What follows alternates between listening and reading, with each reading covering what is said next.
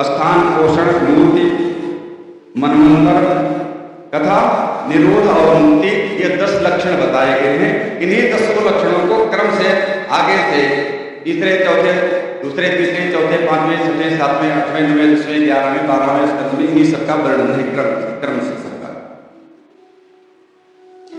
इस प्रकार से बताने के बाद कहते हैं कि ब्रह्मा जी जब तप करने लगे, तप करने के बाद चतुश्लोक की भागवत का भगवान ने उनको उपदेश किया। उपदेश करने के बाद कहा कि तुम सृष्टि करो। अब ब्रह्मा जी सृष्टि प्रारंभ किए और तप करने के बाद जब सृष्टि प्रारंभ किए, इनके 4 मानस पुत्र हुए, सनक, सनंदन, सनातन और सनत कुमार। ये दूरदर्शा हुए, तुरंत चले गए तपस्या करने के लिए। इन्होंने सृष्टि का विस्तार नहीं किया और सृष्टि का विस्तार नहीं करने के बाद फिर ब्रह्मा जी सोचने लगे कि अरे मैंने तो 4 पुत्रों को उत्पन्न किया, इन्होंने सृष्टि को बढ़ाया ही नहीं। हर एक पिता यही सोचता है कि हमारा पुत्र बड़ा हो जाए, बड़ा हो करके मेरा कार्यभार संभाले, अच्छी सी नौकरी करे, मेरा कारोबार उसको संभाल ले। ब्रह्मा जी सोच रहे हैं कि मैं सृष्टि करूंगा, कर रहा हूं, मेरा बच्चा होगा वो भी सृष्टि करे। अब ये 4 भाई माने नहीं, जब नहीं माने तो चले गए तपस्या करेंगे। फिर ब्रह्मा जी को थोड़ा सा क्रोध आया। जब क्रोध आया तो ब्रह्मा जी के भ्रम से रुद्र की उत्पत्ति हुई। और जब रुद्र की उत्पत्ति हुई, रुद्र 11 हुए, जिनका नाम है मनु, महिमान, महान, शिव, ऋतध्वज, उग्ररेता, भव, काल, बाम्य और धृतव्रत। यह 11 रुद्र। और जब ये रुद्र हुए तो इनसे कहने लगे कि बताइए हम क्या करें, हमारे लिए क्या आदेश है? कह जाओ सृष्टि करो। अब ये लोग जगह जब गए सृष्टि करने के लिए, सांप, बिच्छू इत्यादि की सृष्टि करने, भूत प्रेत इत्यादि की सृष्टि करने। अरे ब्रह्मा जी सोचे, मैं तो सोचा था बड़ी अच्छी सृष्टि होगी, अब कहाँ ये भूत प्रेत और सांप, बिच्छू इत्यादि के हिंसक पशुओं का विस्तार कर रहे हैं। इन लोगों का अच्छा प्रयत्न दो सृष्टि करने के लिए। फिर ब्रह्मा जी ने 10 मानस पुत्रों को उत्पन्न किया। अभी तक कोई स्त्री नहीं है, संकल्प की सृष्टि है, संकल्प की ही सृष्टि है। जैसे उदाहरण के तौर पर अगर हम देखा जाए तो जैसे सिर में जूं पड़ जाता है तो जूं कहां से आ गई भाई किसी के सिर में? चारपाई में खटमल नहीं है, खटमल भी अपने आप उत्पन्न हो जाते हैं। चीलर पड़ जाते हैं। तो ये सब शरीर में कैसे उत्पन्न हो रहे हैं? अपने आप हो रहे, गंदगी से उत्पन्न हो रहे हैं। जैसे उसी प्रकार से ब्रह्मा जब सृष्टि कर रहे हैं तो मन से संकल्प करते हैं तो सृष्टि हो जाती है। तो इन्होंने 10 मानस पुत्रों को उत्पन्न किया, जिसमें मरीचि, अत्रि, अंगिरा, पुलस्त, पुलह, क्रतु, भृगु, वशिष्ठ, दक्ष और 10वें नारद थे। तो नारद जी तो नैष्ठिक ब्रह्मचारी हुए, बाकी 9 लोगों ने सृष्टि का विस्तार किया। इसकी आगे कथा में हम चर्चा करेंगे कहां से कैसे क्या। फिर ब्रह्मा जी ने फिर से सृष्टि का विस्तार करने के लिए फिर संकल्प किया। जब फिर से संकल्प किया तो ब्रह्मा जी के दाहिने स्तन से नारायण उत्पन्न हुए और पीठ से अधर्म और मृत्यु की उत्पत्ति हुई। ब्रह्मा जी ने हृदय से काम उत्पन्न हुआ, भौम से क्रोध, नीचे वाले ओठ से लोभ की उत्पत्ति हुई और मुख से सरस्वती और लिंग से समुद्र तथा गुदा से निरति की उत्पत्ति हुई। और कर्दम ऋषि जो थे, जिनका विवाह देवहूति के साथ हुआ था, वो ब्रह्मा जी की छाया से उत्पन्न हुई। इनकी कथा अभी समय में आ गया है। तो इसके बाद ब्रह्मा जी ने एक स्त्री और पुरुष का जोड़ा उत्पन्न किया। ब्रह्मा जी विचार करने लगे कि कब तक मैं मन से सृष्टि करता रहूं, ऐसे तो सृष्टि का विस्तार कैसे हो पाएगा। तो सृष्टि विस्तार करने के लिए ब्रह्मा जी ने संकल्प किया और संकल्प करके मनु और शतरूपा को उत्पन्न किया। मनु शतरूपा से उत्पन्न करके कहने लगे कि देखो तुम जाकर तुम सृष्टि करो, यहीं से सृष्टि का विस्तार हो। मनु शतरूपा से, और जब मनु शतरूपा से कहा तो मनु शतरूपा जब सृष्टि का विस्तार करने के लिए गए, इनके 2 पुत्र हुए और 3 कन्याएं। प्रियव्रत और उत्तानपाद नामक 2 पुत्र हुए, आकृति, देवहूति और प्रसूति नामक 3 कन्याएं। इसको बताने की आवश्यकता इसलिए है कि आगे इन्हीं की कथा है, तो हम जुड़ेंगे कैसे, पहले से जाने लगे तो हम समझेंगे।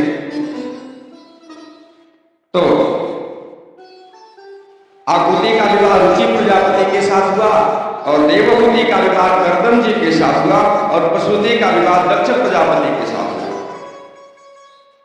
इस प्रकार से सृष्टि का क्रम बढ़ा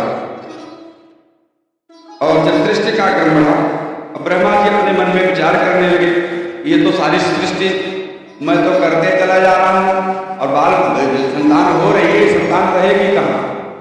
अब तक पृथ्वी नहीं थी, पृथ्वी रसातल में थी। ब्रह्मा जी सोच रहे हैं कि अगर पृथ्वी है नहीं, सारे लोग रहेंगे कहां? ऐसा विचार ही कर रहे थे, तभी क्या हुआ कि इनके नाक से थोड़ा सा बैल गिरी और देखते देखते वो बड़े बड़े आकार में होकर के वही बाराह के रूप में, नील आकार के रूप में हुए। बोली बराह भगवान की प्रथम अवतार हुआ वो बराह अवतार भगवान, और बराह अवतार जब हुआ तो सूअर के रूप में बराह अवतार हुआ और ये जल के अंदर जाने लगे। और इधर ब्रह्मा जी के जो पुत्र थे मरीच की पत्नी कला से के पुत्र हुए कश्यप जी। कश्यप जी के 13 पत्नियां हुई। भागवत में 13 का वर्णन मिलता है और अन्य ग्रंथों में 17 का वर्णन। तो इसमें अदिति से आदित्य इत्यादि जो देवता हुए, सूर्य इत्यादि जो देवता हुए अदिति से उत्पन्न हुए कश्यप से, और दिति से दैत्य इत्यादि हुए, धनु से दानव हुए और काष्ठा से अश्व इत्यादि हुए, निष्ठा से गंधर्व, सुरसा से राक्षस, शिला से वृक्ष, मुनि से अप्सरागण, क्रोधवशा से सर्प, सुरभ से गौर मोहक तथा ताम्रा से सेनगृक्ष उत्कृत हुए, कद्रु से नाग और पतंगी से पतंग हुए, यामिनी से सलभ टिड्डा इत्यादि हुए, शर्मा से स्वपदादि हिंसक पशु हुए, तिमि से यदोगण हुए और बलिता से गरुण और अरुण, ये दो जो भगवान के महान गरुण हैं। गरुण 2 भाई थे, अरुण और गरुण। इस प्रकार से सृष्टि का विस्तार किया। एक दिन की बात जो दिति हुई, दिति शाम के समय जाकर के कश्यप जी से प्रार्थना करने लगी। गोधूली बेला थी और गोधूली बेला में कहने लगी कैसा है कि मुझको अब संतान चाहिए। अब कश्यप जी कहने लगे देखो ये समय उचित नहीं है, ये समय उचित नहीं है, इसलिए कि जो समय है गोधूली का काल, इस समय तो रुद्र की वेला चल रही है और रुद्र की वेला जो चल रही है अनिष्टकारी वेला है, तो संध्या वंदन करने का समय है। और गोधूली काल में विशेष करके 4 कार्य नहीं करना चाहिए। क्या क्या नहीं करना चाहिए कि आहारम, मैथुनम, निद्रा, स्वाध्याय विशेषतः, ये 4 कार्य नहीं करना चाहिए। गोधूली काल में क्या आहारम, भोजन नहीं करना चाहिए। मैथुन नहीं करना चाहिए, स्त्री के मतलब संतान की इच्छा से कोई संबंध नहीं बनना चाहिए। निद्रा, सोना नहीं चाहिए और स्वाध्याय नहीं करना चाहिए, कुछ पढ़ना नहीं चाहिए। अगर हम पढ़ेंगे ये सब कार्य करेंगे तो होगा क्या? कई आहार हो जाए व्याधि, अगर हम गोधूली बेला में भोजन करेंगे तो रोग उत्पन्न होगा। थोड़ा सा और बात यहाँ समझ लीजिए, आपको भोजन हमेशा पूरब और उत्तर की तरफ मुंह करके ही करना चाहिए। दक्षिण और पश्चिम की तरफ मुंह करके भोजन करेंगे फिर हमारे शरीर में रोग हो जाएगा। ये सब विशेष बातें कथा के माध्यम से प्रसंग तो है, लेकिन हमको जो छोटी छोटी जानकारी है भी इकट्ठा करनी चाहिए। इसको समझते चलिए, जीवन में जो काम आने वाली बात है। बोले वृंदावन बिहारी लाल कहते जो मैथुनी दुष्ट संतति, अगर मैथुन करेंगे संतानोत्पत्ति करेंगे गोधूली बेला में तो दुष्ट संतान उत्पन्न होगी। और निद्रा एवं दारिद्र्य गोधूली बेला में अगर सोएंगे तो दरिद्रता आ जाएगी। और स्वाध्याय स्मरण भवेत, अगर पढ़ेंगे तो भूल जाए। जो गोधूली काल आ जाए तो बच्चों से कहते जाओ, कह दिया जाए या थोड़ा देर पेड़ लो, फिर आओ, गोधूली बेला समाप्त हो जाए तो फिर पढ़ें। सूर्योदय से 24 मिनट पहले और सूर्यास्त से 24 मिनट पहले और सूर्यास्त के 24 मिनट बाद तक 48 मिनट का जो समय होता है संक्रांति का होगा, यही गोधूली काल होगा। बोले वृंदावन बिहारी लाल की। इस प्रकार से तो 4 कार्य नहीं करना चाहिए। अदिति से कश्यप जी कह रहे हैं तो 4 कार्य नहीं करना, अपनी संतान की इच्छा से मेरे पास आई। अब अदिति माना नहीं रही है, दिति माना नहीं रही है, और जब दिति नहीं मान रही है तो इन्होंने गर्भधारण करवा दिया और गर्भधारण करवाने के बाद कश्यप जी कह रहे हैं दीदी से कि अरे जाओ, मैं तुमको आशीर्वाद देता हूं, तुम्हारे गर्भ से दो बड़े बड़े आतंकवादी पैदा हो गए, बड़े दुष्ट हो गए। अब जैसे इतनी बात सुनी दीदी, ये तो कांप गई। प्रभु आपने ये क्या कह दिया? अरे समय ही ऐसा है, तुम क्या करें ना। संतानोत्पत्ति के लिए समुचित समय भी आवश्यक है। अगर हम आनंद के लिए संतान उत्पन्न कर रहे हैं, आनंद के लिए तो ऐसे संतान उत्पन्न कर रहे हैं तो आनंद खूब दे रही है। ये सब समझने की बात है। फिर इसके बाद ये दीदी के गर्भ में 100 वर्ष तक है और 100 वर्ष रहने के बाद इनका जन्म हुआ। जब इनका जन्म हुआ, इनका नाम हिरण्याक्ष और हिरण्यकश्यप हुआ। ये भगवान विष्णु के द्वारपाल थे। जय और विजय नाम था इनका। जय विजय भगवान विष्णु के वैकुंठ लोक में द्वारपाल का कार्य करते। एक दिन ये चारों भाई सुलक्षण नंदन सनातन सनत कुमार चारों लोगों ने मिल करके कहा कि चलो चल करके भगवान का दर्शन करके आते हैं। और जब ये दर्शन करने के लिए गए तो इनको द्वारपाल ही रोक लिया। द्वारपाल का तो मतलब ही यही है, जो अंदर से बैठे हुआ जिसका चौकीदार है, जो कहते वही करना है। भाई मैनेजर साहब कहते भाई बैंक में ताला लगाओ, कोई नहीं आए, कैसे आएगा भाई? अब ये द्वारपाल खड़े थे, कह रहे बस अंदर नहीं जाना है। अब इनको जाने के लिए किसी से पूछना नहीं पड़ता था। चारों भाई वो जाते हमेशा पहुंच जाते थे बिना परमिशन के। जब रोका इनको तो इन्होंने श्राप दे दिया, कहो जाओ जाओ, मैं तुमको श्राप देता हूं, 3 जन्म तक राक्षस हो जाओ। 1 जन्म नहीं, 3 जन्म।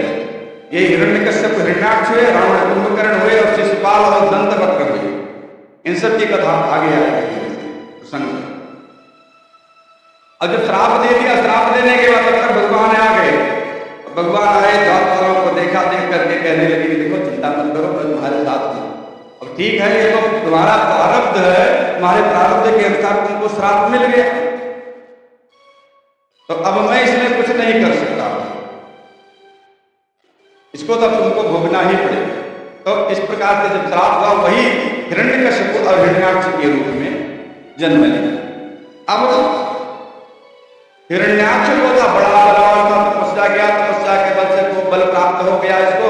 और प्राप्त होने के बाद अब सोचने लगा मुझसे कोई मिल जाए तो मैं उससे लड़ाई करूं। ब्रह्मा जी के पास जाकर लड़ाई कर लो, कह उसके बाद लड़ाई करना नहीं, कह तो कह विष्णु को हो जो कोई मिल जाएंगे, प्लीज लड़ना। अच्छा ठीक है, वे लड़ने के लिए मतवाला हो गया था, घूम रहा था। इधर भगवान विष्णु का बराह अवतार हो गया था। बराह समुद्र में ही प्रवेश करके किए थे और ये भी समुद्र में प्रवेश कर गया। भगवान अपने जो निकला होता है दांत, बराह ईश्वर का, जंगली ईश्वर के दांत थे, उसी दांत पर अपने पृथ्वी को रख करके ऊपर लेकर के आ रहे थे। और जब पृथ्वी ऊपर लेके आ रहे थे, इसी में भी प्रवेश कर गया ऊपर से। रुक जाओ, पहले लड़ दो मुझसे, इसके बाद फिर इसको लेकर के जाओ। कहां ले जा रहे हैं? ललकारा। जब ललकारा तो भगवान विष्णु जो बराह रूप में थे, इन्होंने इससे युद्ध किया। युद्ध करने के बाद फिर इसका वध कर दिया। इसकी जब मृत्यु हो गई, इसके मृत्यु होने के बाद भगवान बराह ले आकर के पृथ्वी को स्थापित कर दिए जल के ऊपर, और सारी सृष्टि एक को रहने के लिए स्थान मिल गया। बोले वृंदावन बिहारी लाल की।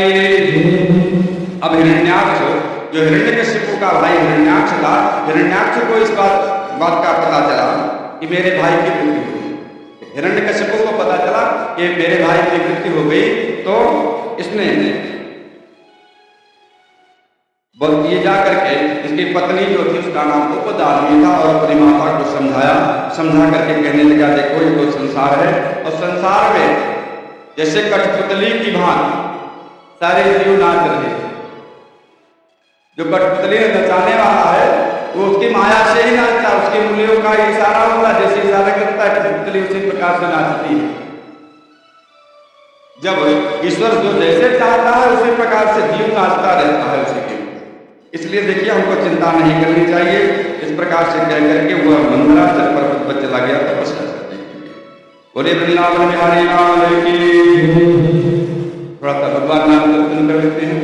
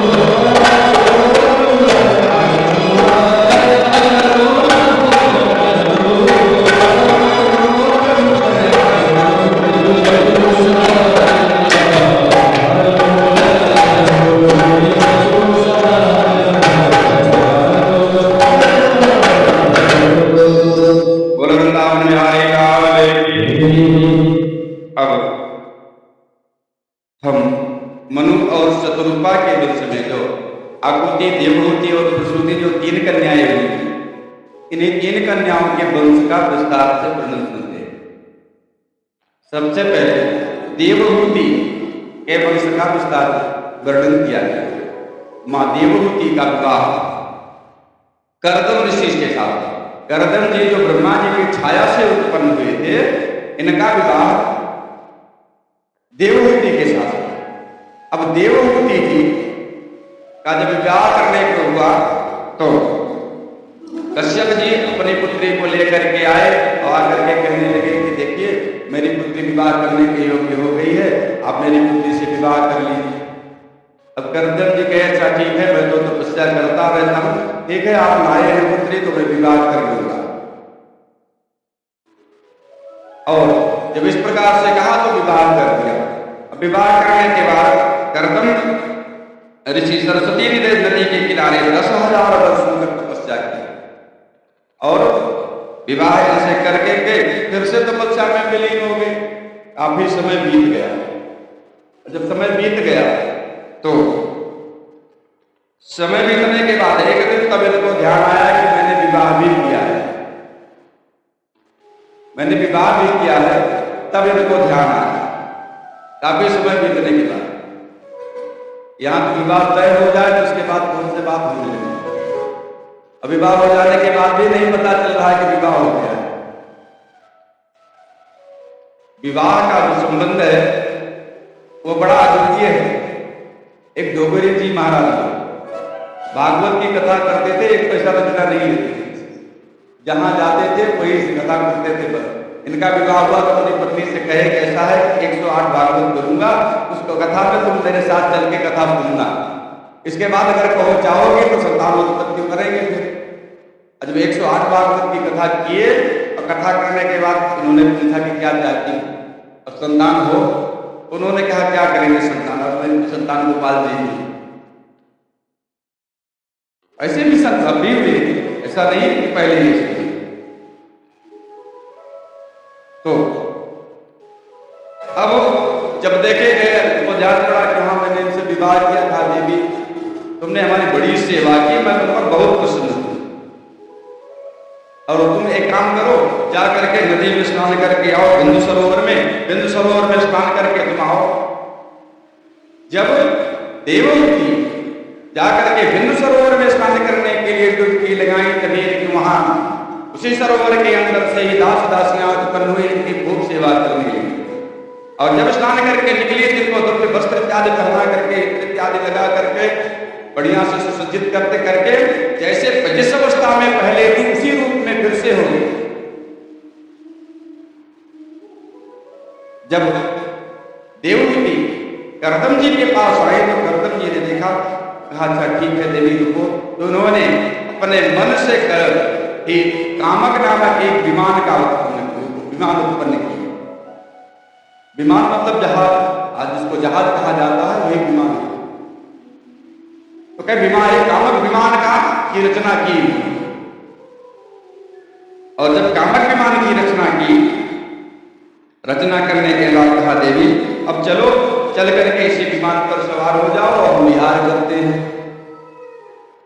अब ये दोनों लोग जब उसी विमान पर सवार होकर के वैश्रमण, सुदर्शन, नंदन, पुष्पभद्र, चैत्र रथ इत्यादि जगह को भ्रमण किया और बहुत सारे वर्ष तक ये घूमते रहे। और कई सारे वर्षों तक ये घूमते रहे, मानो ऐसा लग रहा था कि जैसे बस एक ही मुहूर्त का समय बीता। इनको ऐसा लग रहा था जैसे एक ही मुहूर्त का समय बीता। अब इसके बाद फिर देवहूति ने 9 कन्याओं को जन्म दिया। इनके सबसे पहले 9 कन्या हुई। और जब 9 कन्या हुई, 9 कन्या होने के बाद अब देवहूति सोचने लगी थी, इन्होंने कहा था कि जब संतान हो जाएगी तो मैं तपस्या करने चला जाऊंगा, इसी शर्त पर विवाह भी हुआ। तो बड़ी चिंतित हुई तो कहने लगी कि प्रभु ऐसा है कि कन्याएं तो कोई संतान होती नहीं है, इसलिए कि इनका विवाह हो जाएगा तो अपने घर चली जाएगी, मैं किसके सहारे रहूंगी। तो कर्दम जी कहने लगे कि देवी तुम चिंता मत करो, साक्षात नारायण आने वाले हैं गर्भ में और वही उनका जन्म प्रादुर्भाव हो जाएगा तभी मैं जाऊंगा यहाँ से। अच्छा ठीक है। फिर कपिल मुनि जो थे वही उनके गर्भ में आए देवहूति के, और देवहूति के गर्भ में जब आए तो ब्रह्मात्या देवता आकर के गर्भगति की स्तुति की।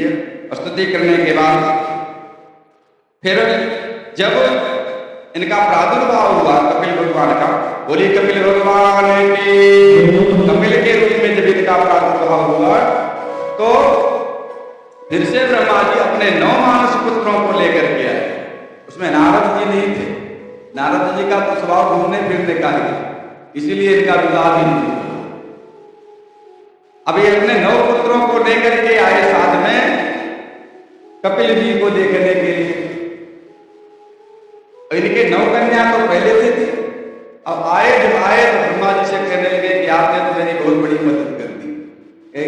मेरे पास 9 कन्याएं, आपके पास 9 पुत्र, इनका विवाह हो जाए, मैं भी मुक्त हो जाऊं। कहा ठीक, अब इन्हीं से इनका विवाह करवा दिया। उसमें मरीचि का विवाह, कला का विवाह मरीचि के साथ हुआ। मरीचि के 2 पुत्र और 1 पुत्री हुए। विरक्त और विश्वक नाम के एक कन्या जो हुई वो देवकुल्या नामक कन्या हुई। यही देवकुल्या गंगा के नाम से जानते हैं। अनुसुईया का विवाह अत्रि के साथ हुआ, जिनके 3 पुत्र हुए, दत्तात्रेय, दुर्वासा और चंद्रमा। ये 3 पुत्र हुए अनुसुईया के। और श्रद्धा का विवाह अंगिरा के साथ हुआ। अंगिरा के 2 पुत्र और 4 पुत्रियां हुई। इसमें उतथ्य हुए, उतथ्य का विवाह ममताज के साथ हुआ। और बृहस्पति जी हुए, बृहस्पति का विवाह तारा के साथ हुआ। और इनके जो पुत्रियां थी सिनीवाली, कुहुराका और अनुमति, ये 4 पुत्रियां थी। हवीरु का विवाह पुलस्त के साथ हुआ। इनके 2 पुत्र हुए, अगस्त्य जी हुए और विश्रवा हुए। विश्रवा की 2 पत्नियां थी, इडविडा और केसनी। इडविडा के पुत्र कुबेर हुए और केसनी के रावण, कुंभकर्ण इत्यादि। रावण, कुंभकर्ण, विभीषण, ये 3। गति का विवाह कुला के साथ हुआ। कुला के 3 पुत्र हुए, कर्मश्रेष्ठ, बलियान, सहिष्णु। और क्रिया के 60,000 बाल खिल्याति उत्पन्न। और जो इनके 9वीं 7वीं पुत्री थी ख्याति, ख्याति का विवाह भृगु के साथ हुआ। इनके धाता और विधाता नामक 2 पुत्र हुए। धाता के पुत्री मेरु ऋषि की पुत्री थी, जिससे इनका विवाह हुआ। इनके मृकंड हुए और मृकंड के पुत्र मार्कंडेय जी थे। इनकी कथा, मार्कंडेय जी की कथा आगे आएगी। और विधाता के पुत्र हुए प्राण और वेदशिरा। अरुंधति का विवाह वशिष्ठ जी के साथ हुआ। इनके 7 पुत्र उत्पन्न हुए। इसमें चित्रकेतु, सुरुचि, गिरिजा, मित्र, उलगण और वसुप्रदान और दुमान। और वशिष्ठ जी की 1 पत्नी और थी, जिसका नाम तप्तक्ति। इनसे भी कई पुत्र उत्पन्न हुए। और जो इनकी 9वीं पुत्री थी शांति का विवाह अथर्वा के साथ हुआ। इनके 1 पुत्र हुए, जिनका नाम था दध्यंग। इन्हीं का नाम दधीच पड़ा। ये सब कथाएं भागवत में आगे आएंगे धीरे धीरे। अगर हम रोज सुनेंगे तो नहीं समझ पाए। तो इस प्रकार से जब विवाह कर दिया 9 पुत्रियों का, 9 पुत्री का विवाह कर दिया, इनसे भी फुर्सत हो गई। ब्रह्मा जी अपना 9 वधू को लेकर के चले गए।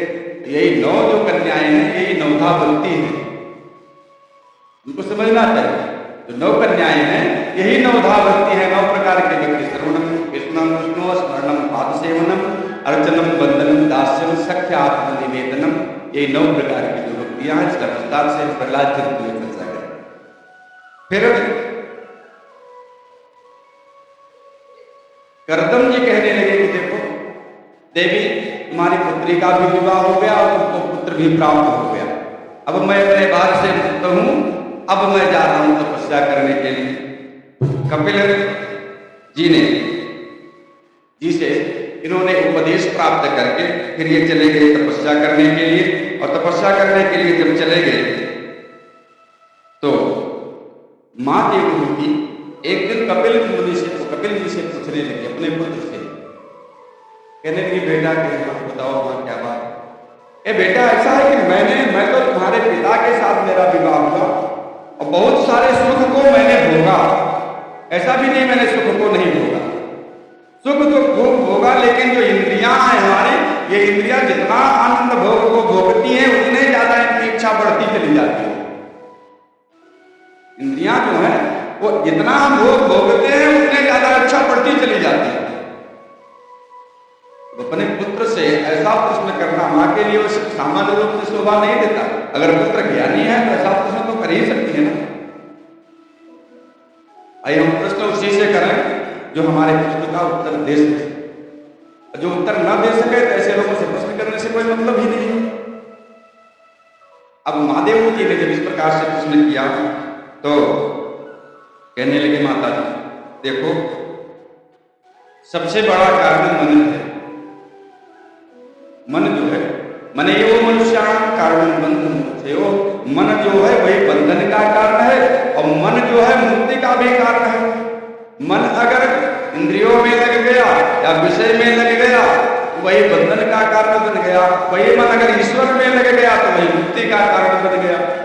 मन तो कोई खराब नहीं, लेकिन मन को साधने की आवश्यकता है कि मन को साधा कैसे जाए कि श्वास के माध्यम से अगर हम जब प्रारंभ करते हैं और श्वास का सहारा लेकर के जब करने लगे तो मन धीरे धीरे शांत हो जाएगा। ये सबसे अच्छा तरीका है मन को रोकने। इसलिए श्वास के साथ मन का बड़ा गहरा संबंध है। अब फिर उसके बाद कहने लगे माता जी ये देखिए भगवान का को प्राप्त करने के लिए हमको कुछ और उपाय करना चाहिए। कि क्या करना चाहिए कि संतों का साथ कर लेना चाहिए।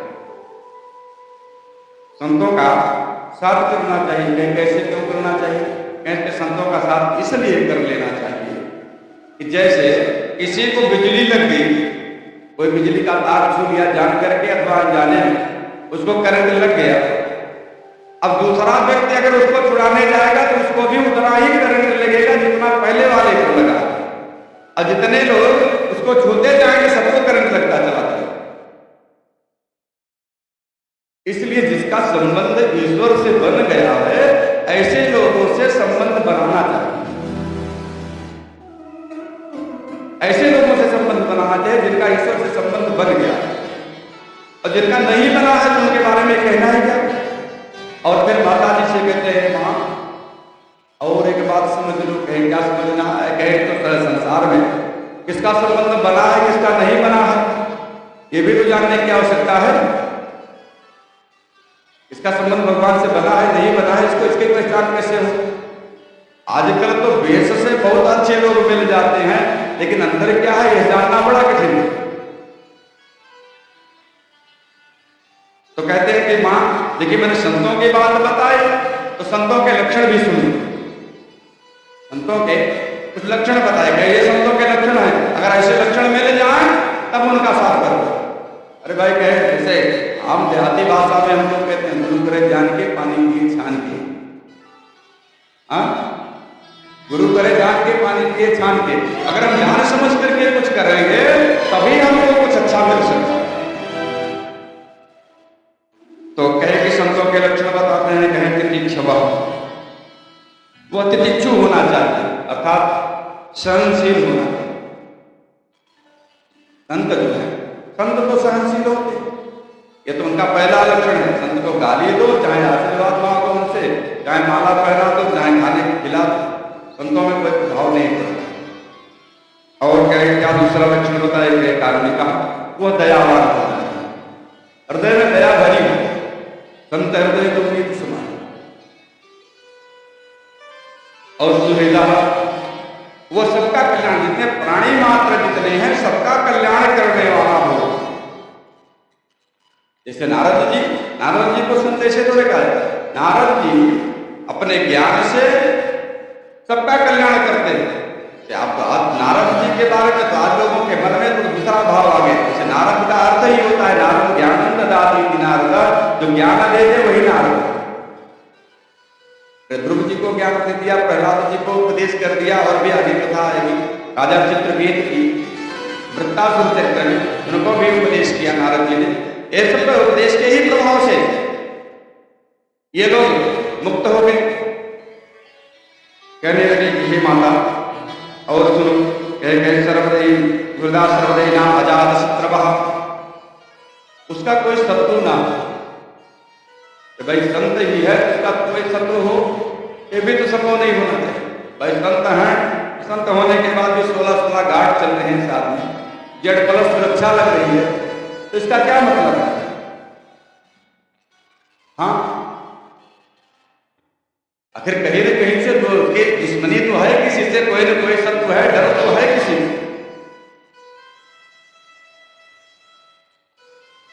अजात शत्रु, उसका कोई शत्रु नहीं है, न कोई शत्रु है न कोई सभी से बराबर व्यवहार करता है। और इन सब लक्षण होने के बाद है शांत, वो शांत स्वभाव का बिल्कुल हो, उसका स्वभाव जो है वो शांत होना चाहिए। ये 5 लक्षण बताए संतों के। अगर ऐसा संत मिल जाए उन्हें उसी संत का आश्रय ग्रहण कर लेना चाहिए। जैसे उसको अगर किसी को बिजली लगी है तो अगर उसको पकड़ेंगे तो बिजली लग जाएगी, उसी प्रकार के संतों का साथ कर लेना चाहिए। इस प्रकार से कपिल मुनि ने अपनी मां देवहूति को 8 अध्याय में सांख्य शास्त्र का उपदेश किया, जिसको यहाँ पर कथा में चर्चा की जाए कथा बड़ी दूर हो जाएगी और समझना भी कठिन होगा किसी एक के लिए। तो ऐसे सामान्य रूप से हमको इतना ही समझ लेना चाहिए कि जो भगवान का भक्त है उसमें अच्छा सा लक्षण दिख जाए, हमारे बुद्धि या तर्क के बल पर वह सही हो जाए तो हमको उसका अवलंबन कर लेना चाहिए। बोले वृंदावन बिहारी लाल की, संतन के सरकारे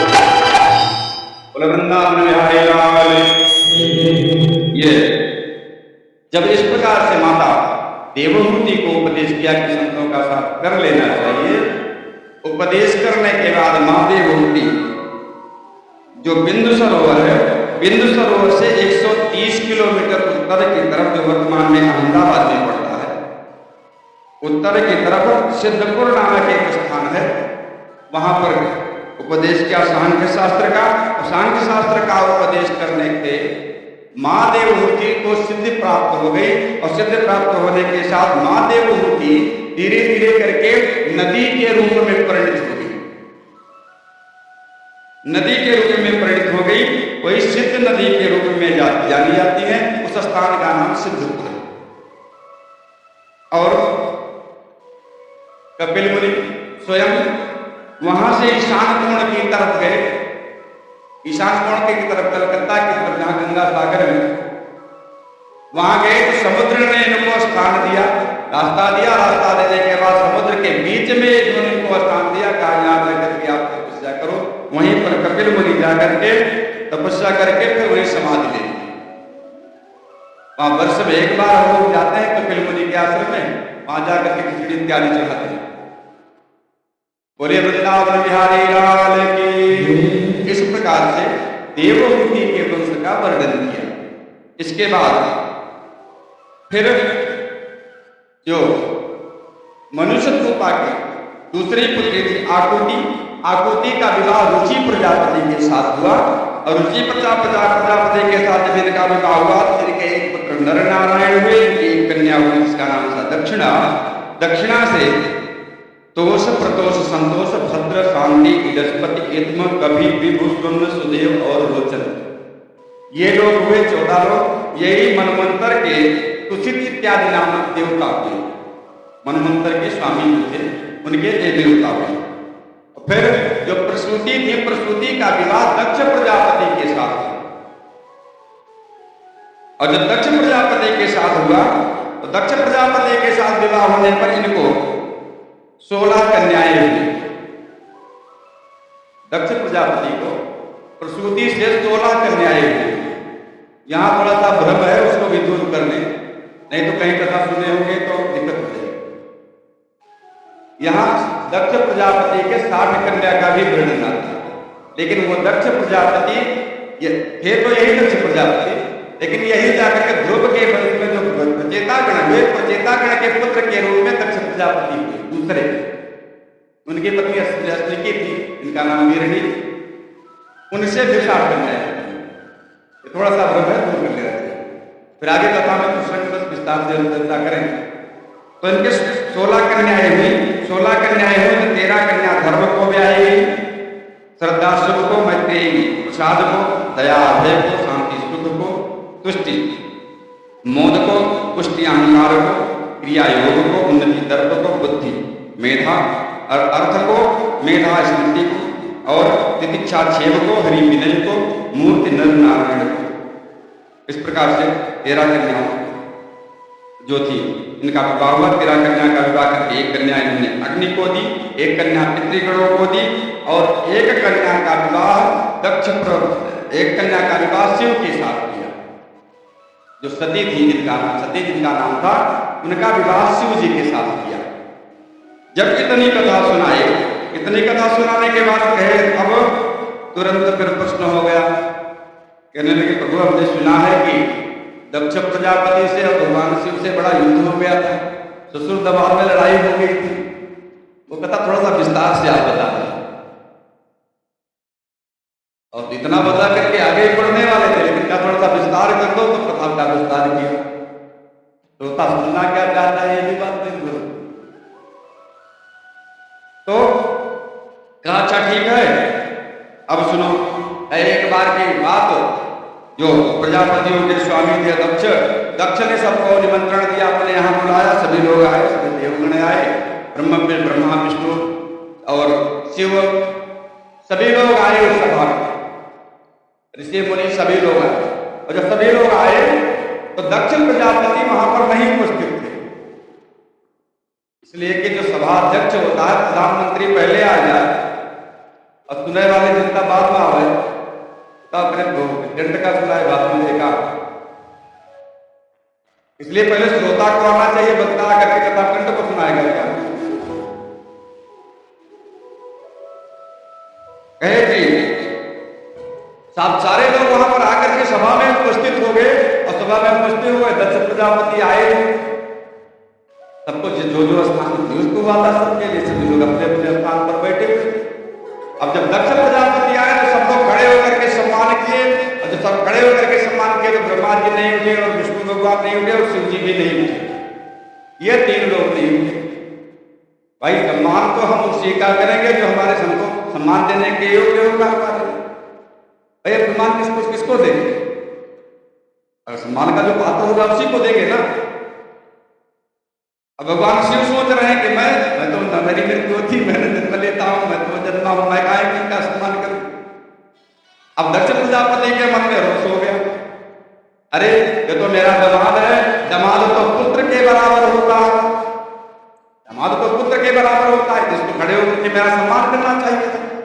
उसे शास्त्र के नियम से इसके हिसाब से दमाद से पैर नहीं छुआना चाहिए, इसलिए कि दमाद तो हमारा पूजनीय है, इसलिए मैंने उसका पांव पूजन किया। अब पूजन करके उसको अपने कन्या दान की हमने, और जिसको हम दान कर रहे हैं, जिसको अपना सम्मानित हम बना रहे हैं, जिसको हम गुरु अपना मान रहे हैं, उसी से हम पैर छुलवाएं छुआने। अपने यहाँ ये परंपरा है पैर छुआने, लेकिन होना नहीं चाहिए। दमाद जब आवे तो दमाद का पैर स्वयं छू। अब ये विचार करने लगे, अरे ये तो मैंने बहुत गलत कर दिया, इसके साथ विवाह कर दिया, मेरी सती जैसी पुत्री, तो इसको विवाह करने के बाद ये इस तरह से पूरी सभा में मेरी बेइज्जती कर रहा है। कभी कभी ऐसा भी होता है कि सामने वाला व्यक्ति कुछ अच्छा कहता है तो हमको बुरा नहीं लगता है, लेकिन उसी बात को कोई तीसरा व्यक्ति घुमा करके कह देता है, वही बात बहुत बुरा लग जाती है। तो अब जब इस प्रकार से देखने के बाद दक्ष प्रजापति से रहा नहीं, और जब रहा नहीं क्या करे, कहने लगे कि हिता मृग सालोक्षम पाणी मृग योजना प्रतित्वाना विवादारे वाचा अपकृतनोचितम। अरे ये जो बंदर की तरह आंख जिसकी है, बंदर की तरह आंख लेकर के सभा में बैठा हुआ है, और इसको तो किसी का सम्मान करना भी नहीं आता है, सभा में उपस्थित होकर के लक्षणा में बोल रहे हैं, सीधे नहीं कह रहे हैं। अरे अंदर की तरह आंख लेकर के बैठा हुआ है, और सभा में बैठा हुआ, कौन आया, क्या आया, कैसे आया, किसका सम्मान कैसे करना चाहिए, इतना तो पता होना चाहिए। इस प्रकार से शिव जी से कहा तो शिव जी से कहा तो शिव जी से कुछ नहीं बोले, और जब शिव जी कुछ नहीं बोले तो वहां पर नंदी इत्यादि थे, नंदी को थोड़ा सा क्रोध आया। जब नंदी को क्रोध आया तो भगवान शिव शांत करवाए। उस सभा में भृगु इत्यादि जो देवता थे वो लोग भी थे। अब भृगु भी वहां थे, वहां भी श्राप देना प्रारंभ किया, अरे शिव के जो भक्त हैं वह सब शरीर छू जाए, नशा करने लगे, भस्म पिता की भस्म लगाए हैं, इनको बच्चा बच्चे से कुछ मतलब ना हो, इस प्रकार से श्राप दे देंगे। नंदीश्वर जी इनको श्राप दिया, और नंदीश्वर ने दक्ष को श्राप दे दिया कि जाओ मैं तुमको श्राप देता हूं तो तुम्हारा सिर कट के बकरे का हो जाए, इसलिए कि जिस मुख से तुमने शिव की निंदा की वह मुख ना रहे तो ही अच्छा। अब दोनों तरफ से श्राप का क्रम प्रारंभ हो गया, दोनों ने से भी श्राप दिए, उधर से भी श्राप दिए। श्राप देने के बाद फिर उसी सभा में दक्ष प्रजापति को प्रजापतियों का अधिपति बना दिया। अरे भाई मुख्यमंत्री तो रहा के अपने बाद प्रधानमंत्री बन गए, पावर और बढ़ी।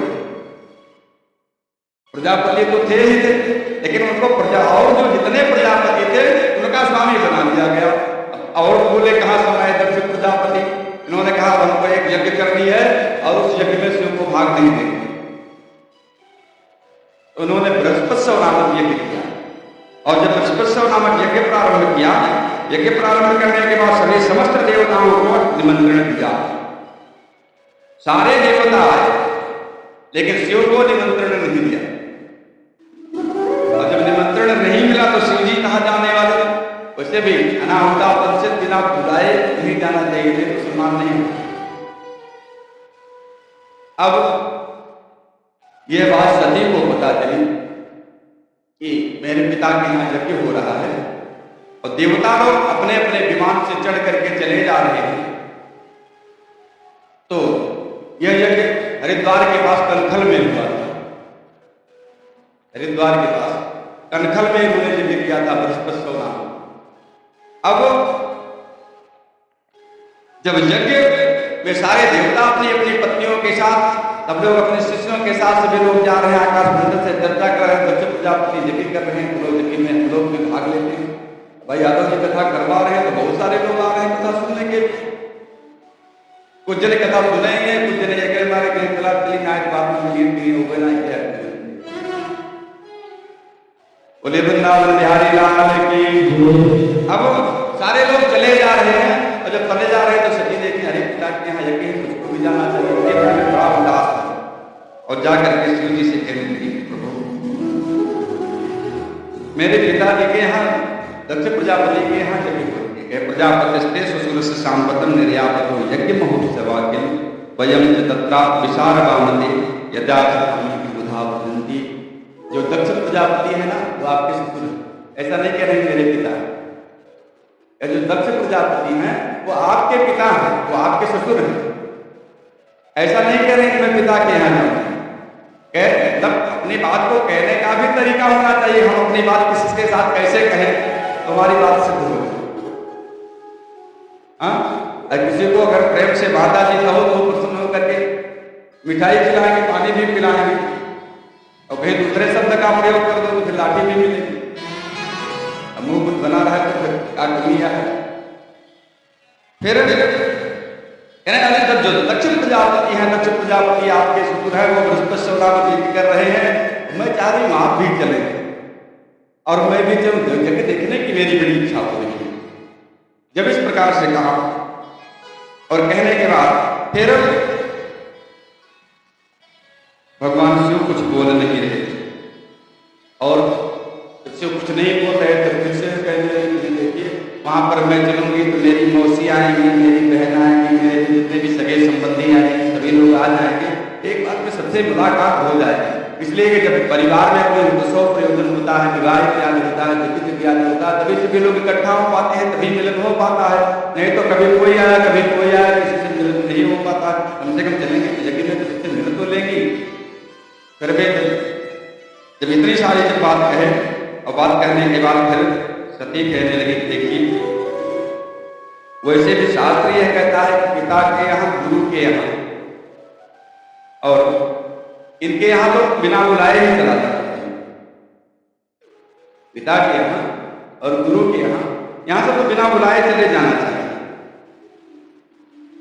जब इतनी बात कहे तो शिव जी अब बोलो, ये देवी तुम बात तो बड़ी सही कह रही है, बात तो बहुत सही कह रही है, लेकिन जब निमंत्रण हमको नहीं मिला, बिना निमंत्रण के हम जाएंगे तो वहां हमारा सम्मान नहीं होगा। और विद्या तपो वित्त बपू होया नहीं कतान नहीं घर में तरही। ये 6 गुण सज्जनों के बताए गए। ये क्या क्या है? विद्या, विद्यावान होना चाहिए। वह जो बुद्धिमान व्यक्ति है ऐसा व्यक्ति कि यहाँ बिना निमंत्रण के ही चले जाएंगे तो भी आपका स्वागत करेगा।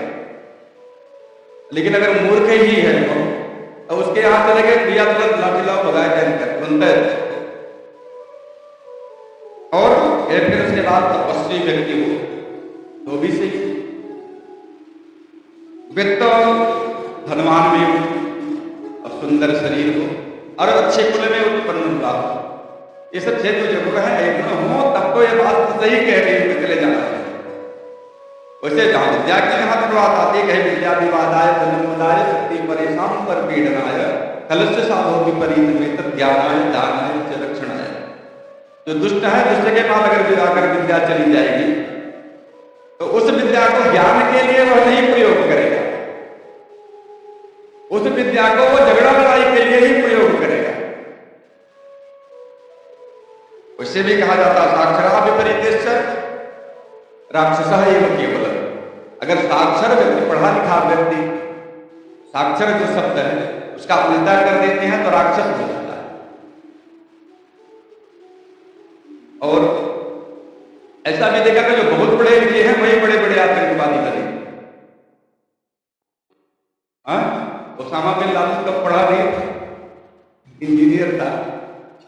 अमेरिका में हमला कर दिया। लेकिन जो पढ़े लिखे हैं वो अगर विपरीत हो जाते हैं तो ये राक्षस हो जाते हैं। कहीं विद्या विवाद है, दुष्ट व्यक्ति है तो उसके लिए तो विद्या विवाद के लिए होती है। धर्म मदाय धन हो गया तो गबड्डी करेगा, करे मेरे पास धर्म मेरे जैसा कौन, शक्ति परेशान पर पीड़ना धन हो, अगर बल हो गया तो दूसरे कोई मारता करेगा। लेकिन सज्जन व्यक्ति क्या करेगा कि ज्ञानाय दानाय चरक्षणाय, ज्ञानी व्यक्ति के पास अगर ज्ञान हो जाएगा तो वो ज्ञान का विस्तार करेगा। धन सज्जन व्यक्ति के पास हो जाएगा तो वो दान करेगा, और अगर किसी के पास बल हो गया सज्जन व्यक्ति के पास तो उसकी रक्षा करेगा अपने बल से। बोले वृंदावन बिहारी लाल की। अब तुम तो जो कहती हो बड़ी अच्छी बात कहती हो, लेकिन ये सब बातें तुम बहुत अच्छी है, यहाँ चले जाना चाहिए तो अच्छी है, लेकिन हमको कोई गुण दिखाई नहीं पड़ रहा है दक्ष प्रजापति। इतनी सब बात कर करके सती जी कह ठीक है अगर तुम जाना चाहते तो जाओ, लेकिन नहीं जाओ। अब सती जी के मन में विचार कर तुम इसमें नहीं जाएंगे तो मैं कैसे जाऊं, मेरा जाना उचित नहीं है। वैसे भी विवाह में भी यह वचन दिलवा दिया जाता है कि कन्या को, स्त्री को बिना पति की आज्ञा से कहीं नहीं जाना चाहिए, बिना पति की आज्ञा के कहीं नहीं जाना चाहिए। लेकिन अभी बहुत तो इस समय बहुत सारे लोग सोचते हैं हमको जाना है बहुत है। तो भगवान शिव कहे ठीक है अगर तुम जाना चाहते हो जाओ, लेकिन मैं तो नहीं जाता। भगवान तो शांत हो गए। अब ये सोच रही कि मैं चली जाऊं, थोड़ा देर के लिए तैयार नहीं, आगे बढ़ती तो नहीं शिव जी नहीं जा रहे, नहीं जाऊंगी, लौट करके फिर चल जाए। अब दोनों चक्कर में फंस गई, जाऊं कि न जाऊं, जाऊं कि न जाऊं, वही सोचती रही। इतने में मातृपक्ष की जो भावना उत्पन्न हुई कि मैं नहीं चली जाऊंगी, पिताजी क्या जगह हो रही है, माता जी मिल जाएंगे, परिवार के लोग मिल जाएंगे, बस तुरंत चल गए। जब भगवान शिव देखे कि सती चली जा रही है, तुरंत नंदीश्वर को बुलाए, नंदीश्वर को बुला करके कहे देखो देवी जा रही है, सती जी जा रही है, तुम इनके साथ तुम भी जाओ। इसलिए कि वहां किसी को यह ना पता चले, दक्ष प्रजापति को ऐसा ना लगे कि मेरी पुत्री जो है वो शिव से नाराज होकर के आ रही है, शिव से नाराज होकर के मेरी पुत्री आ रही है, इस बात का पता न चले दक्ष प्रजापति। सज्जन व्यक्ति ऐसा भी सोचते, अरे भाई ठीक है वो स्वयं नहीं जाएंगे, लेकिन सामने से जिसको जाना है उसको सम्मान पूर्वक भेजेंगे। तो तुरंत बुलाए नंदीश्वर से, नंदीश्वर ने कहा कि जो सती की जो सामग्री है उन सबको सामग्रियों को लेकर के जाओगे, क्या क्या लेकर के देते हैं तो तम सारिका कंदुक दर्पणम तुम श्वेतात पत्रम व्यजन सर्गादवी गीतायने दुंदुभ शंख वेद विठंगमारोप्य विटंकितायु। नंदीश्वर ने माँ सती ने एक सारिका पक्षी मैना पक्षी रखा था, मैना पक्षी को ले ली, शीशा ले ली और कमल ले ली, श्वेत पत्र ले ली, पंखा ले ली, और जो गीत इत्यादि बजाने के लिए शंख तुर्रही इत्यादि बाजा थे, इन सब वाद्ययंत्रों को सारी सामग्री दे करके स्वयं चल पड़े। हे माता जी चलो मैं चलता। अब सती जी जब दक्ष प्रजापति के यहाँ यज्ञ में गई और यज्ञ में जब वहां पहुंचती हैं, देख क्या रही हैं, एक पूरे यज्ञ मंडप में सभी देवताओं का स्थान है लेकिन शिव का स्थान नहीं है। मां प्रसूति सती को देखी तो प्रसन्न हुई, इन्होंने बैठने के लिए आसन भी दिया, लेकिन दक्ष प्रजापति देख करके भी कुछ नहीं बोला। सती आई और जब नहीं बोला, नहीं बोलने के बाद पूर्व पुराण में एक श्लोक मिलता है, ऐसा वर्णन है कि अन्य जमातरा से तावस्तौ बिना गिना तमाप सुतास्माकम गच्छ गृहात् गच्छ भारतम।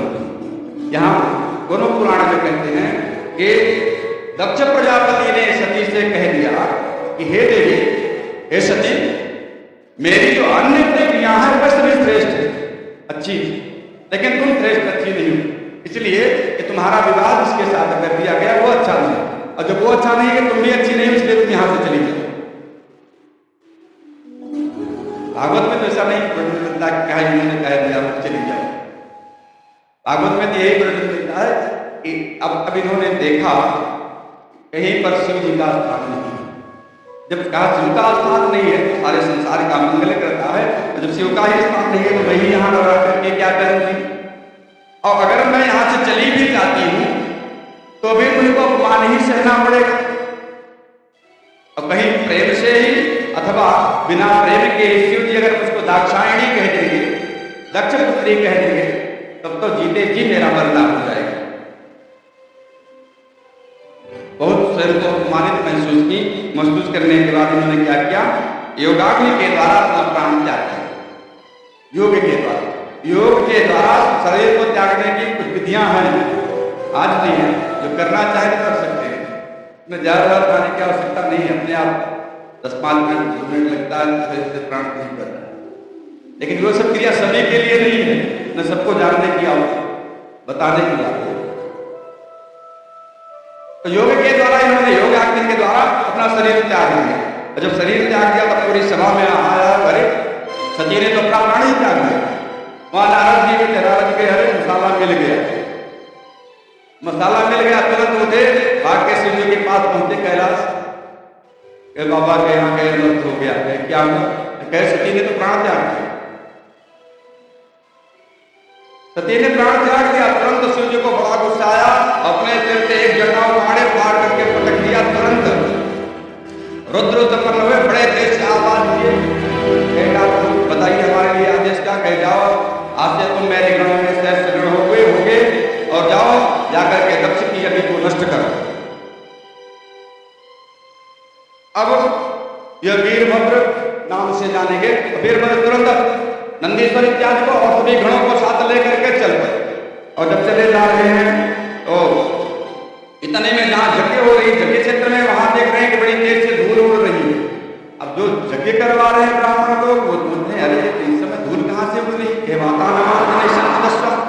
इस समय हवा नहीं चल रही है और चोर भी नहीं है, इसलिए राजा प्राचीन बलि अभी तक जीवित है, चोर भी नहीं है, और गाय के दौड़ने का भी समय नहीं हो रहा है कि गाय के पैरों से धूल उड़ रही हो। ये धूल भला उड़ कहां से नहीं, लगता है कोई अनर्थ होने वाला, ऐसा सब लोग विचार कर रहे हैं। तब ऐसा विचार ही कर रहे थे, तब तक वीरभद्र नंदीश्वर इत्यादि गणों के साथ पहुंच गए। और पहुंच करके इन्होंने क्या किया कि यज्ञ मंडप में जो वेदियां बनी थी उन वेदियों को तोड़ दिए। कुंड बना था, कुंड का जो कुछ परिधि बनी थी उसको सबको तोड़ ताड़ करके सब नष्ट कर दिया। और मणिमान भृगु को पकड़ लिए, भृगु की दाढ़ी पकड़ करके उठा लिए। और जो भग देवता थे, भग देवता को नंदीश्वर ने पकड़ करके उनकी आंख निकाली। और जो पूखा ऋषि थे, चंडीश ने पकड़ करके उनका दांत तोड़ लिया। और जो प्रजापति दक्ष प्रजापति को वीरभद्र ने पकड़ लिया। वीरभद्र पकड़ करके इनका सर हाथ से ही तोड़ करके कुंड में डाला, जल गया। इस प्रकार से यज्ञ नष्ट हो गई। जब यज्ञ नष्ट हो गई शिव की, वो दक्ष प्रजापति की, और जब दक्ष प्रजापति के यज्ञ नष्ट हो गई तो ब्रह्मा इत्यादि देवता आए। ब्रह्मा इत्यादि देवता आकर के फिर से जाकर के भगवान शिव से कैलाश पर्वत पर जाकर के प्रार्थना करने लगे, प्रभु जाकर के वहां प्रार्थना करने लगे, ओम शिव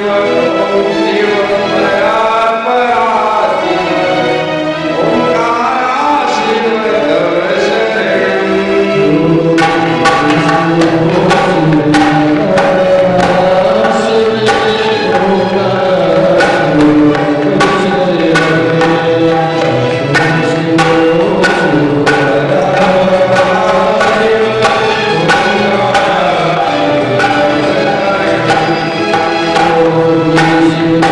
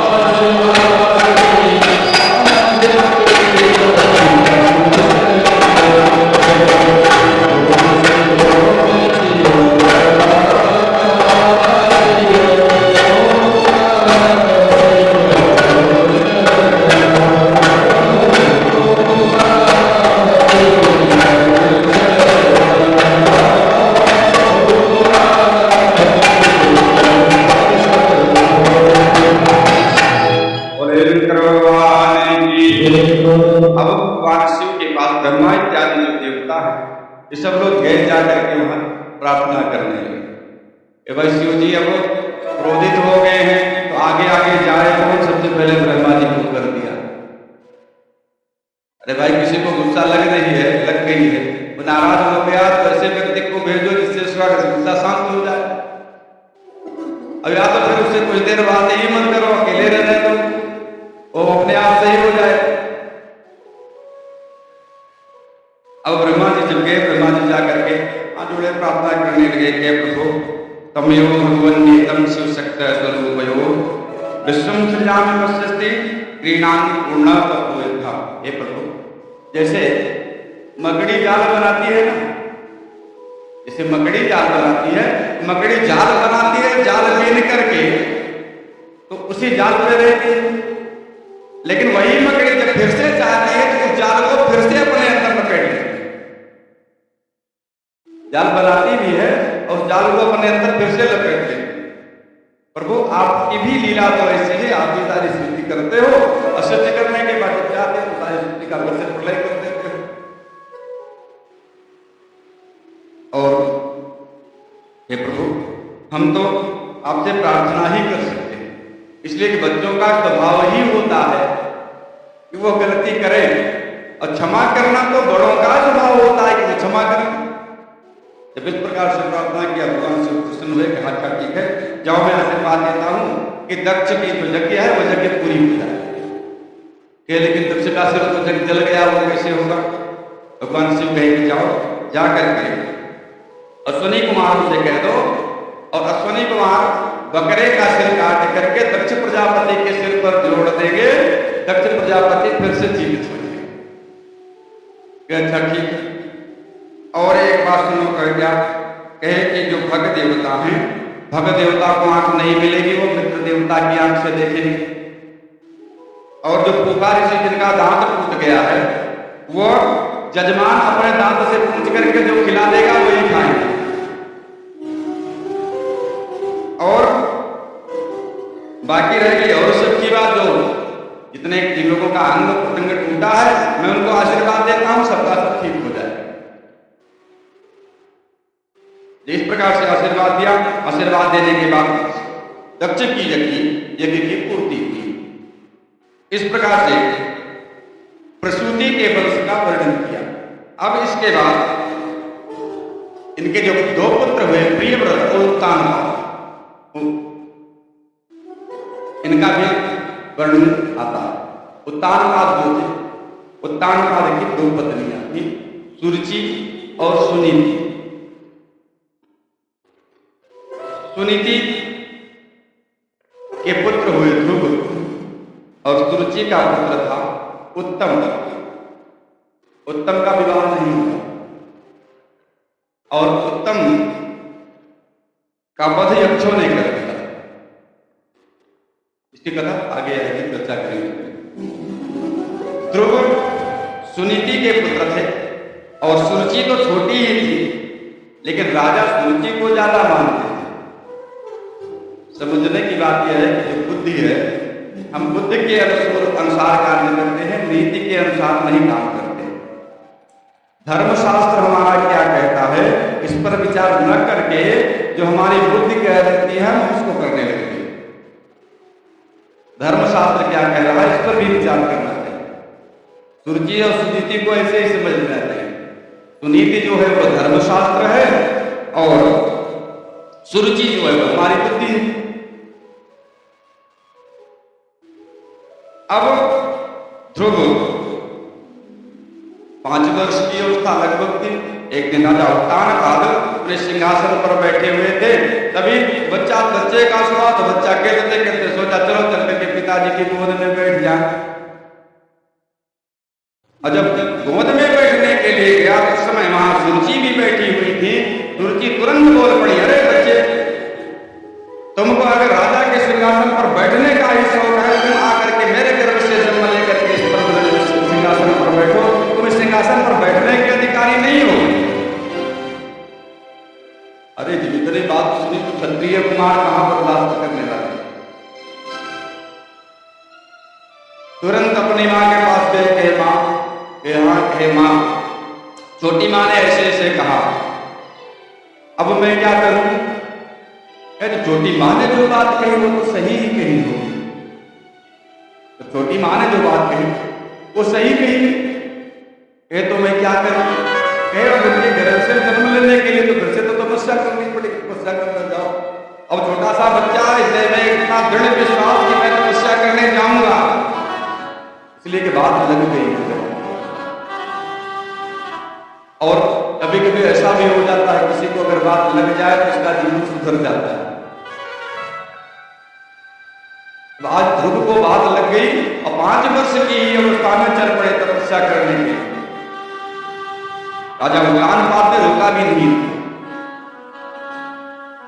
और जब ये तपस्या करने के लिए चले गए तो रास्ते में नारद जी मिल गए। और जब नारद जी मिल गए तो नारद जी देखे, अरे तो छोटा सा बच्चा जा रहा है तपस्या करने के लिए। पहुंचे कहीं, कहाँ जा रहे हो बेटा? कह जा रहे हैं तपस्या करने के लिए। कह किसकी तपस्या करोगे? क्या करोगे वहां जाकर? क्या जानते हो तपस्या के बारे में?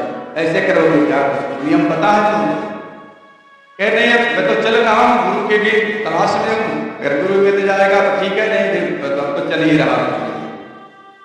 वहां जंगल में जाओगे, अभी तो तुम्हारी छोटी सी अवस्था है, 5 वर्ष की। 5 वर्ष की अवस्था में जंगल में सिंह बाघ इत्यादि बड़े बड़े हिंसक पशु हैं, तुमको खा लेंगे, तुम्हारी मृत्यु हो जाएगी, डर पड़ जाएगी। लेकिन ध्रुव कहने लगे, नहीं, भगवान की ही इच्छा है, अगर ईश्वर वो चाहेगा तभी मेरी मृत्यु होगी, अन्यथा मेरी मृत्यु नहीं होने वाली।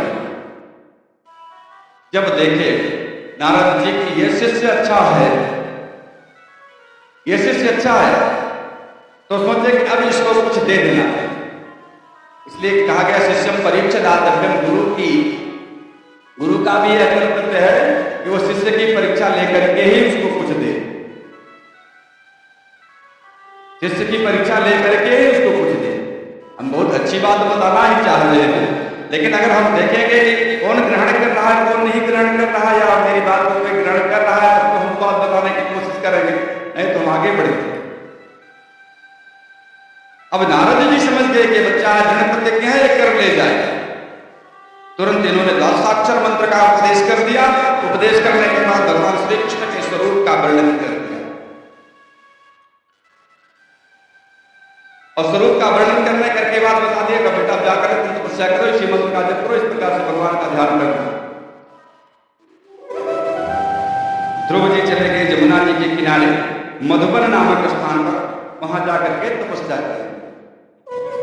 सुखदेव जी कहते हैं, परीक्षित 7 रात्रि तक ये इस मंत्र को, जो मंत्र दिए से द्वादशाक्षर मंत्र, इन मंत्रों का अगर जप किया जाए तो दिन में भी तारे दिखाई पड़ने लगे, जो मंत्र दिया था।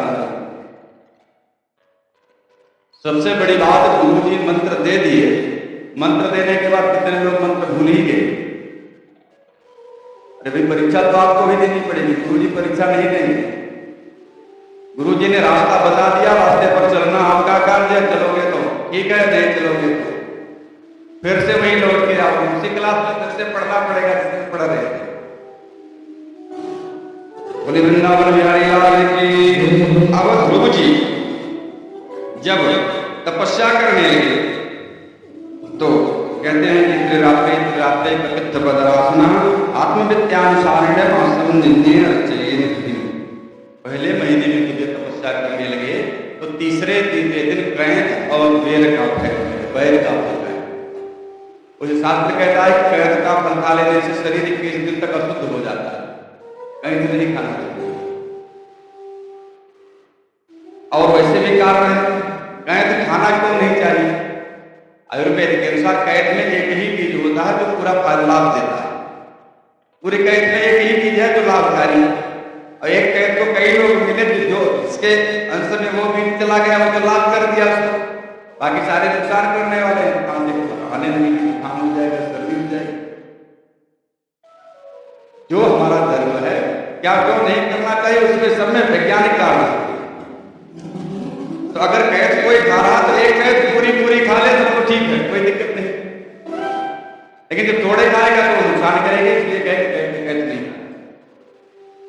अब ध्रुव जी तो पहले दिन घर में तपस्या कर रहे, तीसरे दिन कह रहे खा रहे हैं तो मन के अनुसार कह रहे एक ही कैथ खा लेंगे तो फिर पर्याप्त होगा उनके लिए। तीसरे दिन खाते हैं। कैद और बेर का फल खा करके तपस्या किए 1 महीने। फिर दूसरे महीने में क्या हुआ? दूसरे महीने में द्वितीय क्या धामासम खष्टे खष्ट दिने तृण प्रणादि शीर्णा कृतो भगवान की इन्होंने पूजा की। कैसे कहते दिन इन्होंने सूखे पत्ते खाए। जो पेड़ से पत्ते सूखे गिर जाते हैं उन्हीं को खा करके काम करते। और फिर तृतीय न्यायानुनासम नवमे अवक्षा उत्तम श्लोका उपधावा समाधिनम। अब जब तीसरे महीने में हुआ तो तीसरे महीने में 9वें दिन ये जल पी करके, कुछ खाते नहीं, केवल जल पी लेते। जल पी करके तपस्या करने लगे तो इनकी समाधि लगने लगी तीसरे महीने। और जब समाधि लगने लगी, समाधि लगने के बाद चौथे महीने में क्या कहे? चौथे महीने में 12वें दिन केवल सांस ली। और 5वें महीने में इनका मन भगवान में लग गया और केंद्रित हो गया। बस सांस लेने की भी आवश्यकता नहीं पड़ी। इस योग के द्वारा संभव है। और इसमें होता क्या कि प्राण को खींच करके ब्रह्मांड में स्थापित करते हैं। जब प्राण ब्रह्मांड में स्थापित हो जाता है, शरीर में जो सेल पावर है, शरीर की सेल पावर समाप्त नहीं बची रहती। जैसे मोबाइल की बैटरी फुल चार्ज कर दिया जाए, उसके बाद स्विच ऑफ कर दिया जाए, फिर बाद में जब खोला जाएगा तो मोबाइल में बैटरी चार्ज मिलेगी। उसी प्रकार से जो शरीर का जो सेल पावर है, वो शरीर का सेल पावर रुका रहता है।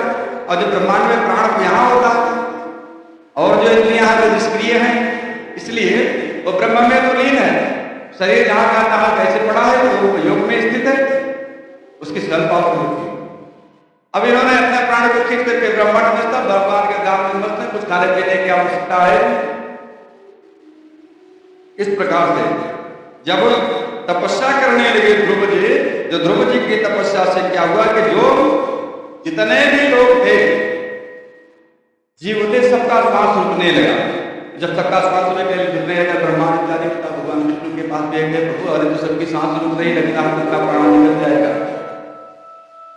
भगवान कहने लगे देखिए आप चिंता मत करो, ये तो राजा उत्तानपाद का पुत्र ध्रुव है, तपस्या कर रहा है। ये तो उसी के तपस्या का प्रभाव है, इसलिए चिंता मत करो, मैं जा रहा हूं, उसको आशीर्वाद दूंगा। अब ध्रुव जी को दर्शन देने के लिए भगवान आए। और जब भगवान आए, भगवान के आने के बाद ध्रुव जी के सामने खड़े हो गए और जो जिस स्वरूप का चिंतन कर रहे थे उसको खींच लिया, अपने में समाहित कर लिया। समाहित कर लिया तो इनका ध्यान बुलंद हुआ। तो ध्रुव जी देख रहे हैं इनके स्वरूप को, अपने हृदय में देख रहे थे, में जहां चित्त लगा हुआ था वही स्वरूप सामने खड़ा है। 5.5 वर्ष की अवस्था मान लीजिए, 6 महीने और बीत गए। अब इस अवस्था में ध्रुव जी खड़े हैं, हाथ जोड़े, सोच तो रहे कि मैं प्रार्थना करूं, लेकिन प्रार्थना कैसे करूं कुछ पता ही नहीं, कहूं तो क्या कहूं। कभी कभी ऐसा भी होता है, भावातिरेक में किसी के सामने खड़े होते, कह रहे हैं तो बहुत कुछ चाह रहे होते हैं, लेकिन हमारे पास शब्द नहीं होता, हम क्या कहें, शब्द की कमी पड़ जाती है। आज ध्रुव के सामने जब भगवान खड़े तो ध्रुव तो कहना तो बहुत कुछ चाह रहे हैं, लेकिन कुछ बोल नहीं पा रहे। भगवान समझ गए, तुरंत अपना शंख उठा करके ध्रुव के गाल से स्पर्श करवा दिया। और जैसे शंख स्पर्श करवाया, तुरंत आप बोल ले लगे ध्रुव जी, अखिल शक्ति धरा सुधामना अन्यश्च हस्त चरणत्वगादीन प्राणान्नो भगवते पुरुषाय। हे प्रभु, आपने अपनी शक्ति के द्वारा जो मेरे शरीर में जो प्राण एक जगह स्थिर हो गया था, पूरे शरीर में वैसे संचार उसको चला दिया प्रभु। और प्रभु जो मेरे हाथ है, पैर है, तो सब शून्य हो गए। आपने बड़ी कृपा की सब कर। प्रभु मैं आपको प्रणाम करता हूं। और हे प्रभु, जैसे लकड़ी में तो आग है, लकड़ी के अंदर आग पहले से विद्यमान है, लकड़ी में आग लगाने की आवश्यकता नहीं है। लेकिन लकड़ी से आग वही प्रकट कर सकता है जो जानकार होगा। भाई लकड़ी से आग कैसे प्रकट होगी? उस विषय को जो जानने वाला है वही तो कर पाएगा ना। हे प्रभु, आप भी उसी प्रकार से जैसे लकड़ी में आग विद्यमान है, उसी प्रकार से प्रभु आप सब चराचर में विद्यमान हो। और जब भक्त पर आप कृपा करते हो तभी आप उसको दर्शन देते हो। प्रार्थना किया, प्रार्थना करने के बाद भगवान कहते हैं कि बेटा तुमने तपस्या की, और तपस्या की तो वरदान अब मांगो, क्या चाहिए? चाहिए क्या? अब ध्रुव जी कहने लगे प्रभु मैं तो ऐसा ही जानता ही नहीं था कि आप 6 महीने में आ जाओ।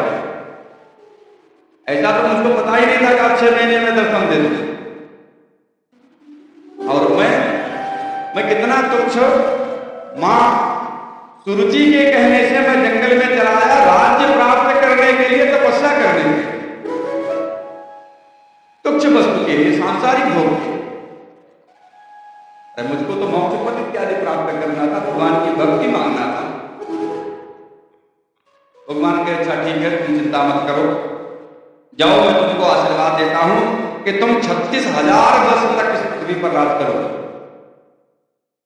और राज्य करने के बाद तुमको आकाश मंडल में एक ध्रुव पद प्राप्त होगा, और जहां पर तुम स्थित होगे तुम्हारे जो है सप्तऋषि गण तुम्हारी परिक्रमा करते हैं। आज भी ध्रुव आकाश मंडल में विद्यमान है, उत्तर दिशा में दिखाई देते हैं, और सप्तऋषि गण उनकी परिक्रमा करते हैं।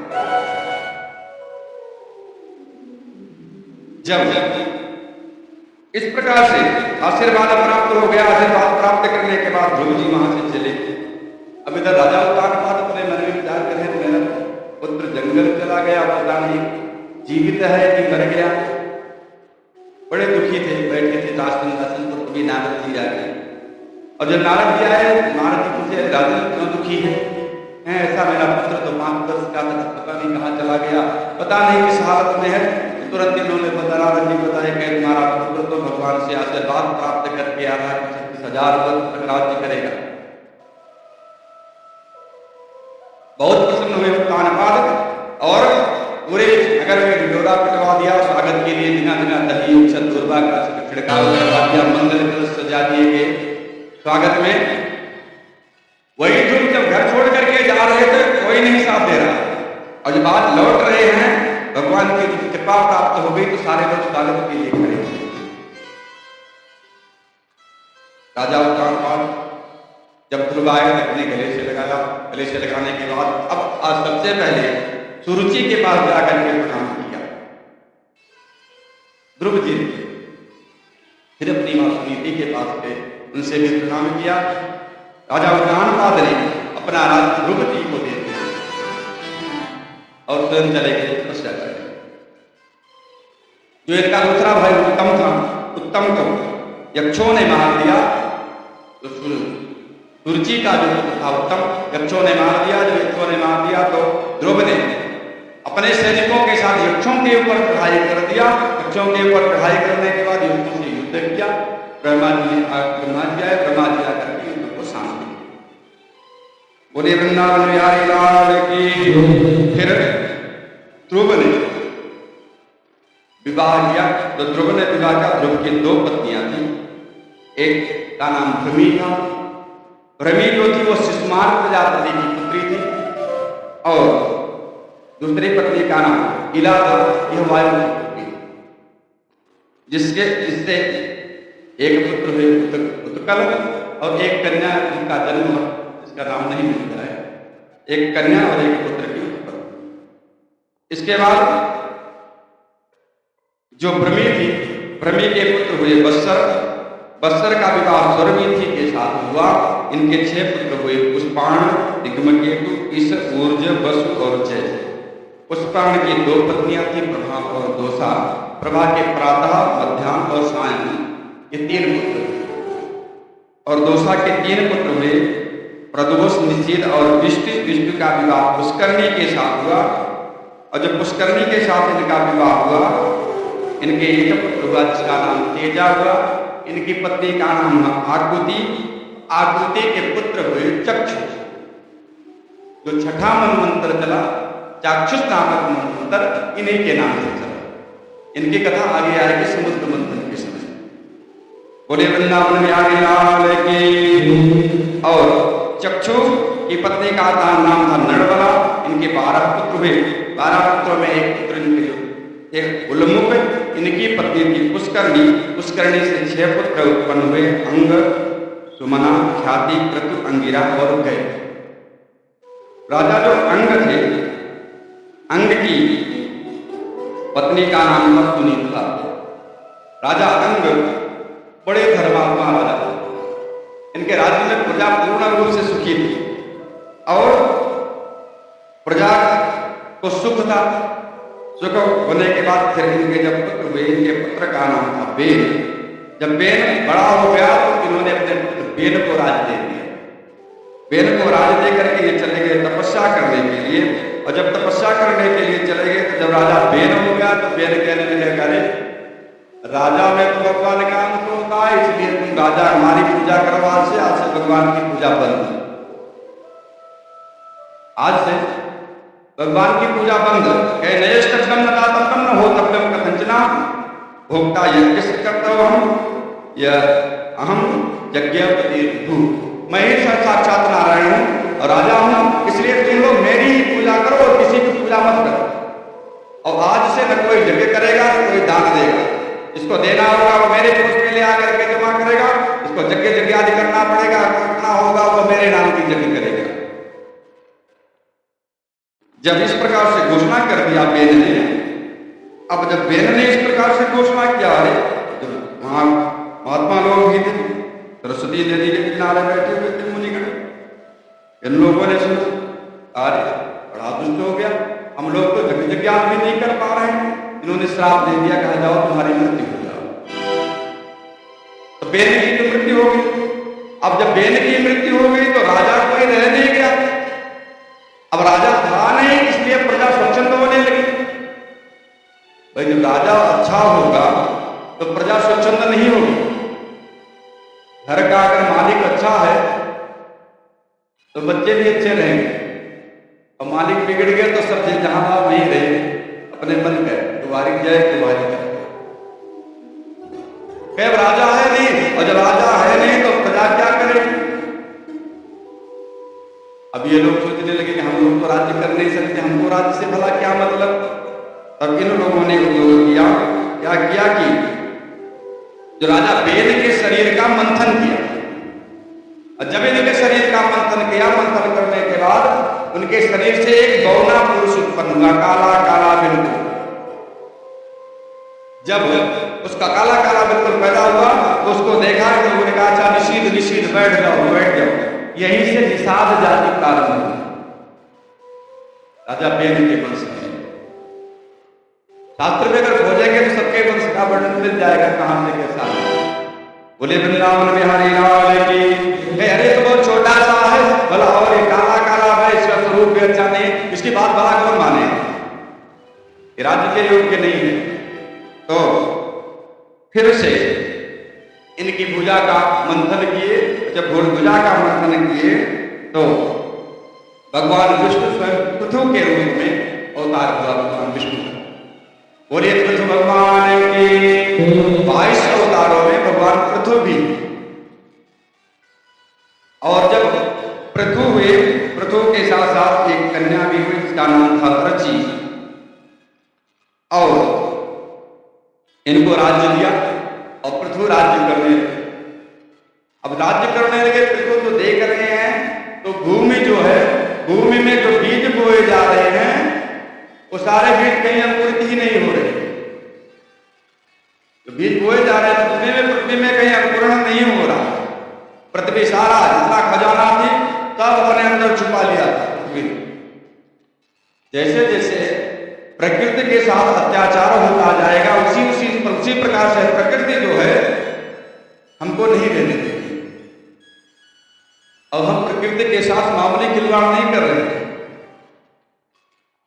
भाई। जहां 1 बाल्टी जल से हम लोग स्नान कर लेते, समरसेबल चलाने के बाद 50 बाल्टी 100 बाल्टी पानी बह रहा है बेकार। हम तो आनंद कर रहे हैं, लेकिन हमारी आने वाली पीढ़ी जल बिना मर जाएगी। ये विचार करने की बात है, हम कर क्या रहे हैं? हम कर क्या रहे हैं? हम धर्म मान करके ही एक पेड़ में जल कर दे रहे हैं, तो पेड़ का सिंचन हो रहा है, हमको ऑक्सीजन दे रहा है।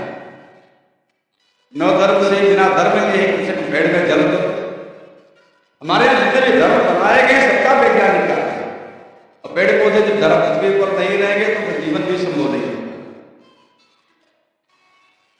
अब देख रहे हैं पृथ्वी सारे धनधान्य को अपने अंदर समेट लिया है, इसलिए पृथ्वी को रत्न गर्भा भी कहा जाता है।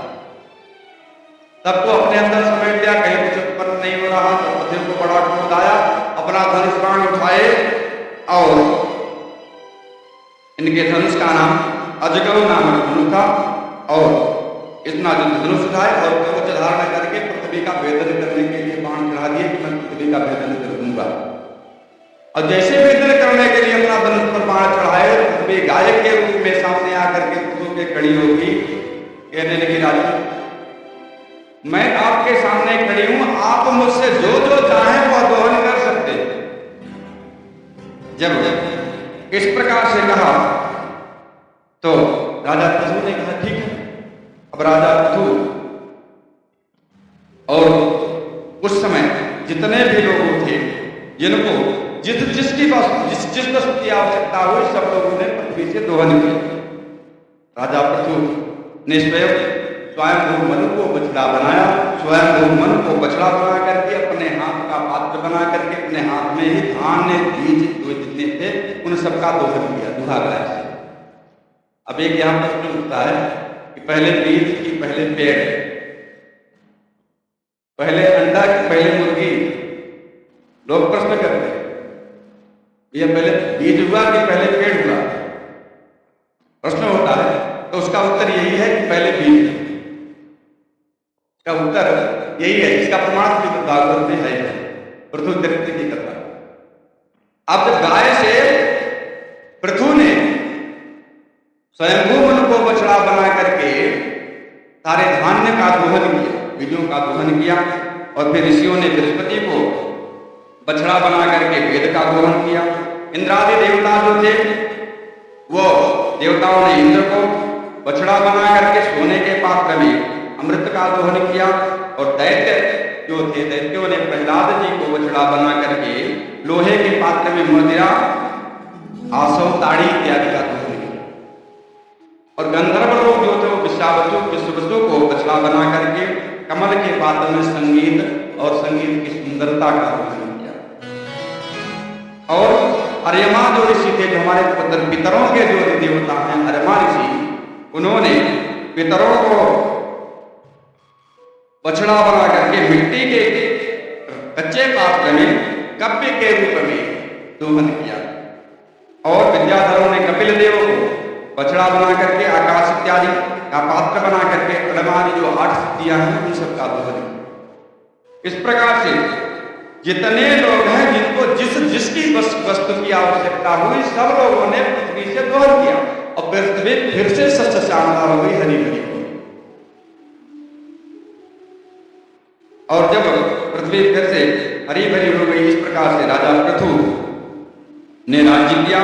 और जब पृथु ने राज्य किया, महाराज पृथु के राज्य में पूरी प्रजा प्रसन्न थी। और पृथु के पुत्र हुए विश्वाजित, हरियश, धूम्रकेतु, वृक और द्रविड़, ये 5 पुत्र इनके हुए। विजितास को इन्होंने अपना राज्य दिया, और हरियश को पूर्व का राज्य दिया, और धूम्रकेश को दक्षिण का राज्य दिया, वृक को पश्चिम का राज्य दिया, और द्रविड़ को उत्तर का राज्य दे दिया। राज्य देकर के स्वयं चले गए तपस्या करने के लिए। और तपस्या करने के बाद